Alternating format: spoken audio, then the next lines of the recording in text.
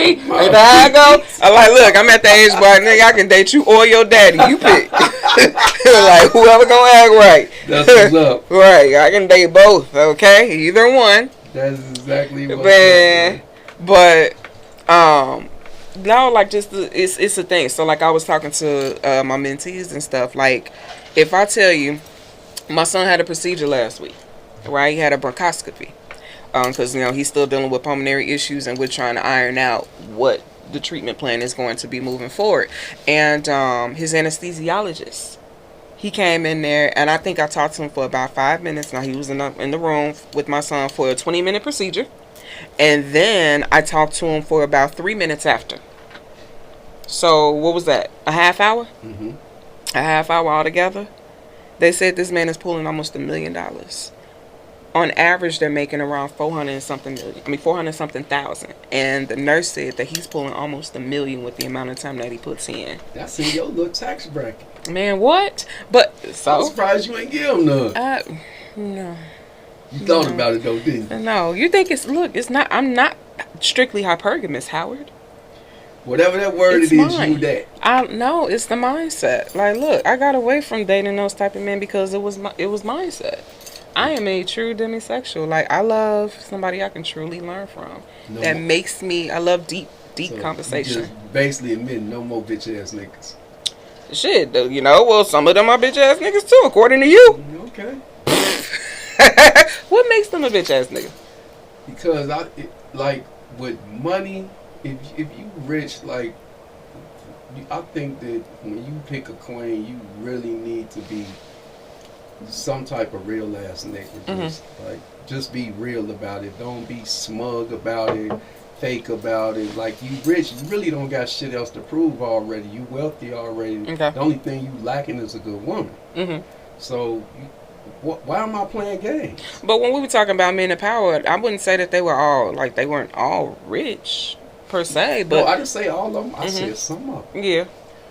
And even with men of power, though, it's the same thing because they have access. Mm-hmm.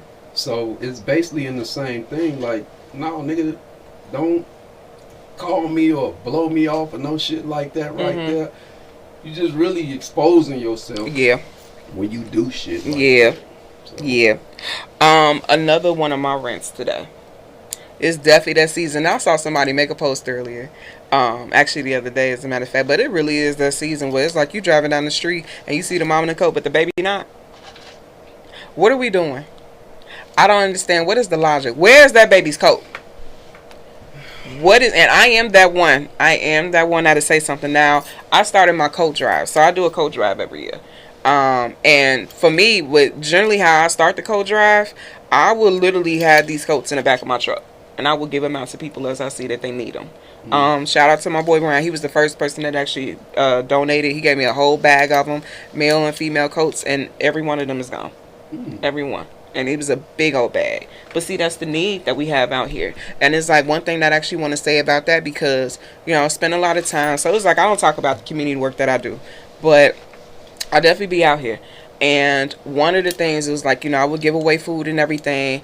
But when I sit there and I talk to homeless folks, a lot of them are also talking about like a lot of the things that we overlook. Like they need underwear and sanitary napkins and socks, and I buy a lot of hand warmers and give out a lot of that stuff.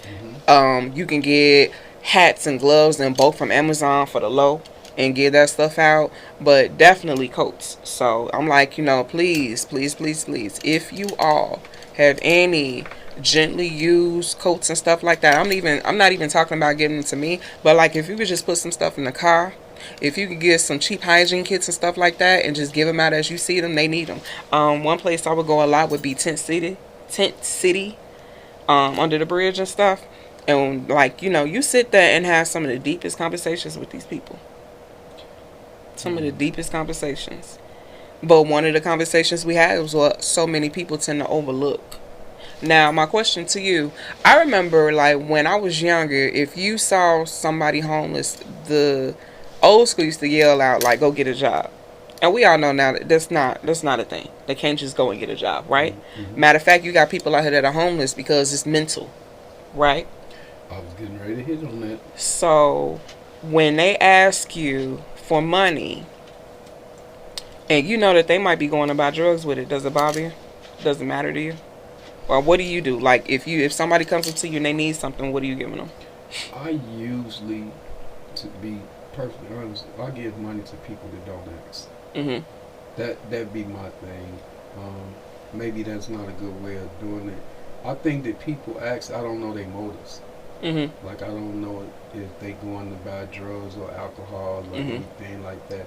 But I think if I see somebody and they homeless and they just be like, "Hello, how are you today?" and I know they don't have it, he go $5, he go Mhm. $10. I'll do it like that right there. Mhm. You know, it gives me peace of mind Mhm. because if I get some motherfucker some money and he walk in the liquor store, I'm going in there right behind him and take my shit back.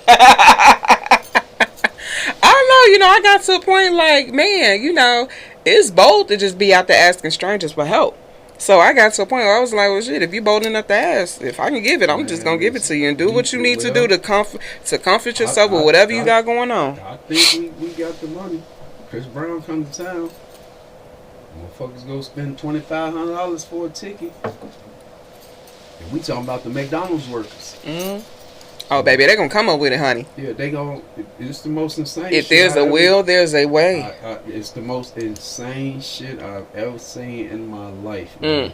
For people to go to the lengths that they go through when you stay on 59th and Sangamon and your ass go pay $3 grand for anything, kill yourself. I mean, but okay, so life is about experiences, though, right? What do you mean? Do they not deserve those experiences? Do Like, do we feel like, okay, so there's priorities, right? And then there's the memories. If your ass is on Section 8 and you pay $3,000 for some Chris Brown tickets, no, fuck your memories. What the fuck is you doing? Isn't that how we got to the conversation about why you have so many people that think that think about the welfare queen, quote unquote, and all these different things, and how they've started to downplay what they deserve and all of that? I think Donald Trump really hit on. See, this is the thing with Trump, man. If he wasn't such a dick and do so much stupid shit just to get attention, he actually can be a halfway decent president. Now, when he said that people shouldn't be on Section 8 for 10, 20 fucking years and they shouldn't be able to pass the shit down to their kids, I agree with that shit. Okay. Like, that shit is insane. So the whole family just in the welfare system forever. Okay, so then the thing about that is, the issue that I have with stuff like that is that people will create gaps and they won't put nothing in the place of that damn gap. So if you are giving these stipulations or you're saying that these people shouldn't be on it, then what are you going to do about it? No, I mean, I think his premise was, you take this time for 3 or 4 years to go find you some employment somewhere, which really in America that's fucking easier said than done, because you can spend maybe 5 or 6 years trying to find a good job. Just something you can say, well, I can sit my ass down here and just work every day and accomplish something. But I know I get what he's saying. Like, you can't use this as the fucking crutch for the rest of your fucking life, man. Because now if you on a lease, I'm gonna turn this lease over to such and such. You go do your 20 years, and then your daughter gonna do her 20 years. Come on now. Okay, so then what about giving people a time limit off back? Like, you'll get it for a certain amount of years. He said 3 years, but I think it's gonna take more than 3 years. Do you know why they didn't do it before? Why? Why there was no limit? I mean, that's my thing. Like, do we know why they never provided a limit before? They never did. They never put that in the system. They just was like, okay, here, this is yours, and it's whatever. Whatever you want to do with it.